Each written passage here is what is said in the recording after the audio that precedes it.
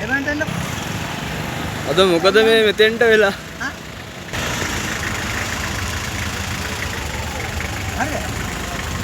මගෙන් අහන්න. අද මොකද මේ මෙතෙන්ට වෙලා? අද මේ ඉන්නා ගොවි සම්කරු දිනේ කියලා ඉතින් මේ මිනිස්සු කිව්වට ඇත්තටම ගොවි සම්කරු දිනේ තියෙන්නේ මේ අපි කියන්නේ මිනිස්සුන්ට අවබෝධයක් දෙන්න පුළුවන් දැනුමක් දෙන්න පුළුවන් දවසක්.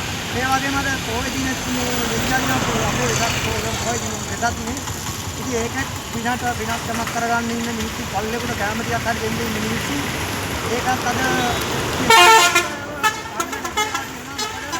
දැනට දිනට දෙන්නදී මිනිස්සු අද වගේ දවසක දන්සලක් හරි දීලා පල්ලෙකට ගන්න වෙන මිනිස්සු කොටසක් ඉන්නවා ඒ මිනිස්සුන්ට ඉන්න නැතිලා ඉන්න ඉතින් මේ පාලකයෝ ගෙන්නේ අපි හැමදාම ගොවියෝ අන්නලා මේ ඒකවල සම්කාරියෝ අන්නලා තමයි ගන්නන්නේ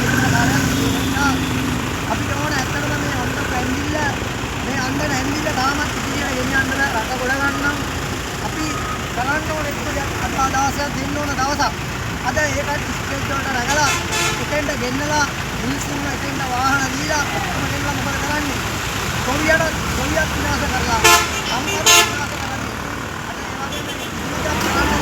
වගේම නන්නතර වෙලා කියනවා අද හොරකම් වෙලා කියනවා ඉතින් ඒවා ගොඩක් අද මිනිස්සුන්ට හරිමකට දෙන්නත් නම් ගොවියන්ට වෙනස් දෙන්නත් ඕන සම්පූර්ණයෙන්ම වෙනස් දෙන්නත් ඕන කියනවා.